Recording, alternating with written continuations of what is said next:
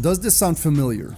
You wake up every morning with a sense of dread, feeling like you're stuck in an endless loop of unfulfilling routines. Your days are filled with procrastination, mindlessly scrolling through social media, and escaping reality through hours of binge-watching TV shows. You see, you're a master at making excuses, blaming external factors for your lack of progress and success. Deep down, you know you're capable of achieving great things, but you settle for mediocrity because taking risks is just too frightening. You've become an expert at avoiding challenges, always choosing the easy way out. Your relationships are superficial and are lacking depth and genuine connection. You're afraid to be vulnerable, scared that revealing your true self might lead to rejection, so you wear a mask, presenting a facade that you believe will make others like you, but it's just a charade, and deep inside, you know it. In a world full of opportunities, you find yourself stuck in a comfort zone, paralyzed by the fear of failure. You see successful people around you, and instead of being inspired, you feel envious and bitter. You tell yourself that they were lucky,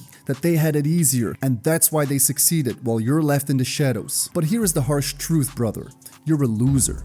And deep down, you know it too. Now, before you get all defensive or run away from this reality check, know that this video is not meant to insult or demean you in any way. It's meant to wake you up, to motivate you, and to make you realize that you're capable of so much more. Because the good news is, it's not too late to change. You can still break free from the chains of mediocrity and step into a world of endless possibilities. But it all starts here. It all starts right now. It starts with a shift in your mindset and the willingness to face your weaknesses and the courage to admit that in fact, you are a loser. Now, I'm not gonna lie, it won't be easy. It took me a very long time before I finally got to a place where I could feel a sense of pride about myself. But here is the thing. If I can do it, so can you. So if you're ready to finally become the man you've always wanted to be, make sure to hit that subscribe button so we can get into the subject. Understanding the basics of masculinity. So in the ancient times, being a man meant something totally different than what it often does today. Men were warriors, conquerors, and protectors. They were tasked with defending their tribes, their families, and their way of life. They faced untold challenges, harsh conditions, and brutal battles. It was a world where survival meant being tough, resilient, and unyielding. But modern times have brought us comfort. It has brought us convenience and an abundance of distractions. We live in a world of virtual battles where our greatest challenges are often confined to screens. We've become so focused on instant gratification and avoiding discomfort that we've lost touch with what it means to be a real man. In this age of softness, most men have forgotten the value of struggle and adversity. They shy away from discomfort and seek the path of least resistance. And in doing so, they rob themselves of the opportunity to become the men they were meant to be. Now, being a real man doesn't mean being aggressive or domineering, although there is absolutely a time and a place for that as well. But in general, it's not so much about exerting power over others as it is about being in control of your own mind. True masculinity is about harnessing inner strength, resilience, and discipline. And it's probably these traits that you're lacking in your life right now, which is precisely why you are a loser. Now, I don't want you to be all disheartened by the label loser that I'm giving you. In fact, embracing your loserdom is the first step towards reclaiming your true power as a man. It's about acknowledging your shortcomings and weaknesses, not as permanent flaws, but as opportunities for growth and transformation. See, us men, we've always been told that we should be more soft, more emotional, and less aggressive. Society has pushed us to suppress our natural instincts and conform to a more sensitive version of masculinity. But in doing so, we've lost touch with the true essence of what it means to be a man in modern society. There is this clear push to emasculate men, to make them more docile and compliant. We're told that being stoic is a sign of weakness, that being assertive is aggressive, and that embracing our natural masculine traits is somehow toxic. But let me tell you something. There is immense power in embracing your masculinity. In fact, I would even argue that the entire reason why you feel like such a loser in the first place is because of the fact that deep down inside you, you know that you're not acting like a real man. You know that you lack discipline and that you lack resilience. So how can you change that? Well, first, let me share a story with you about Genghis Khan and one of his arrow makers. In the early 13th century, the Mongol Empire was rapidly expanding under the leadership of Genghis Khan.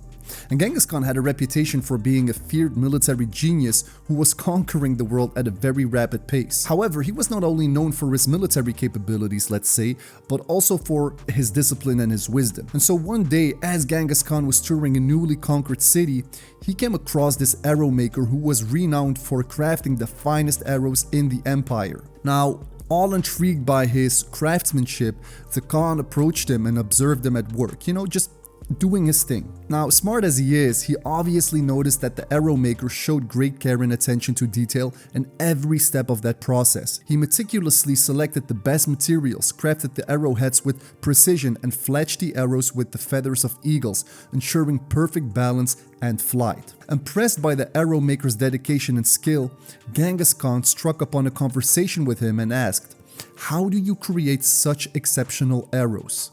Like, what's your secret?" And the arrow maker replied with the following. He said, "Great Khan, it is simple yet demanding.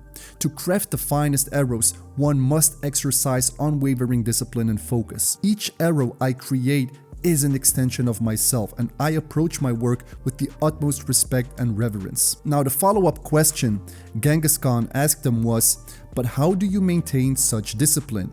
Upon which the arrow maker smiled and responded, "I start each day with a ritual of meditation and reflection. This clears my mind of distractions and allows me to approach my craft with a calm and centered spirit. I do not rush and I do not allow myself to be swayed by all these external pressures. I dedicate myself entirely to the task at hand, striving for perfection in every arrow I create." Genghis Khan nodded thoughtfully, recognizing the profound wisdom in the arrow maker's words. He realized that the discipline exhibited by the craftsman was not only limited to arrow making, but could also be applied to all aspects of life, including military strategy, leadership, governance. And so the reason why I like this story so much is because it perfectly illustrates the transformative power of discipline. By approaching tasks with focus, dedication, and unwavering commitment, we become experts in our fields and leave a lasting impact on the world. So what can we learn from this? What can we do to become more resilient and more disciplined in our lives? Here are some key takeaways that I heard when listening to this story. Number one, you gotta learn to embrace purposeful practice. Just like the arrow maker's dedication to crafting perfect arrows, we too should focus on purposeful practice in our chosen fields. And whether you're working as a freelancer on a project basis or as an employee for a local startup, it doesn't really matter. Mastery requires consistent and deliberate effort, whether it's in our professional pursuits, our hobbies, or our personal development. And so by setting clear goals and dedicating ourselves to practice with purpose, we can steadily improve and excel in our endeavors.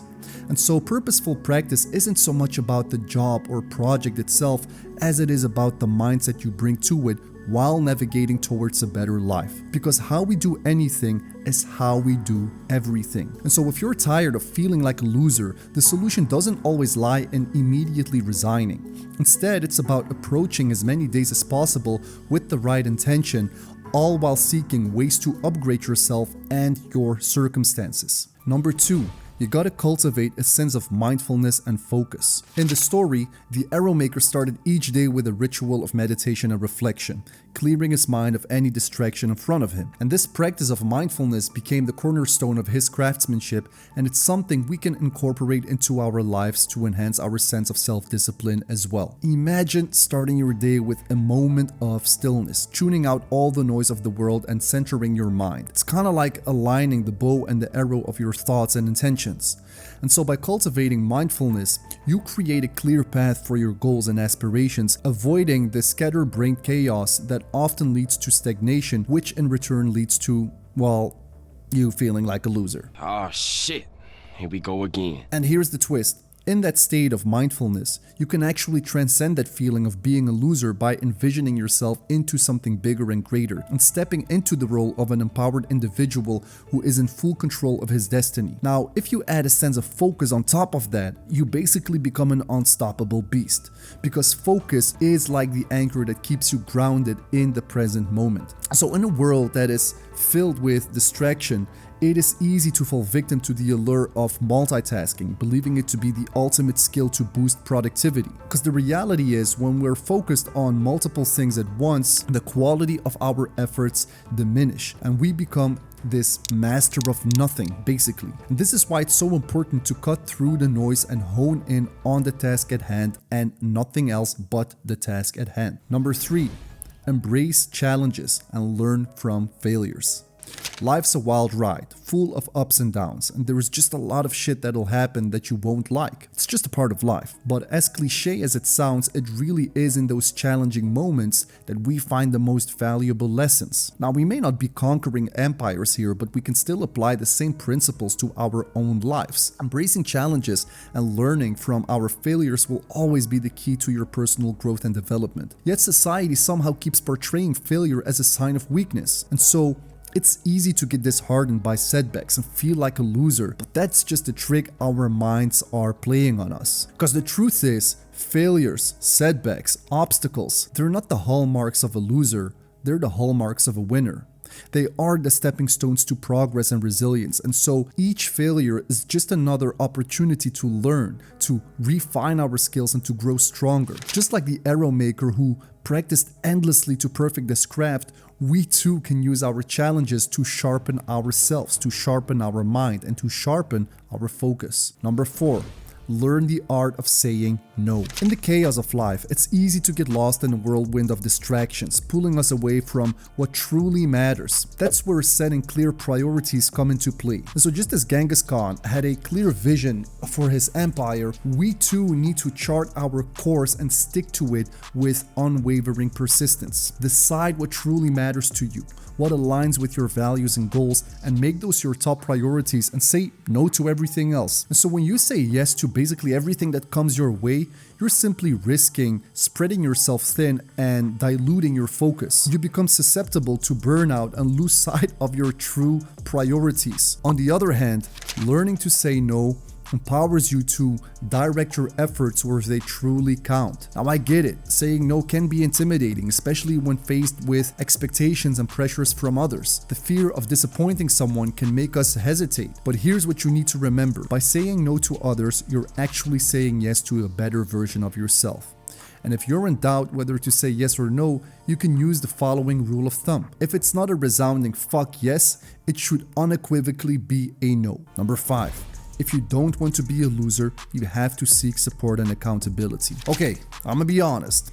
Personal growth can definitely feel like a daunting battlefield at times. Because let's face it, growing basically means doing shit we don't want to do to get the results we do want to get. But we can make it easier for ourselves, and one of the ways to do that is by surrounding ourselves with a tribe of like-minded people, pretty much like Genghis Khan relied on his advisors, but then, you know, without all the killing and slaughtering and stuff. Seeking support and accountability really is a vital element of the equation, one that many tend to underestimate. And so to escape the grips of feeling like a loser, finding your tribe of like-minded brothers is absolutely paramount, especially today when so many disenfranchised young men shy away from their own masculine nature and when social isolation has become a breeding ground for self-doubt. Because let me tell you, in the embrace of the right community, us men tend to find more empowerment than anything else in the world. And if you've ever had anything even remotely close to it, you know that I'm right.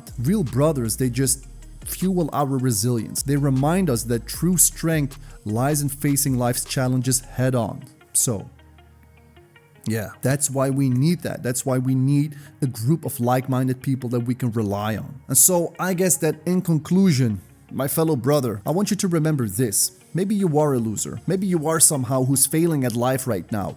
But it doesn't have to be. You're not defined by your past, your setbacks, or any feelings of inadequacy that you may carry at the moment. You can still rise as the master of your destiny at any given time.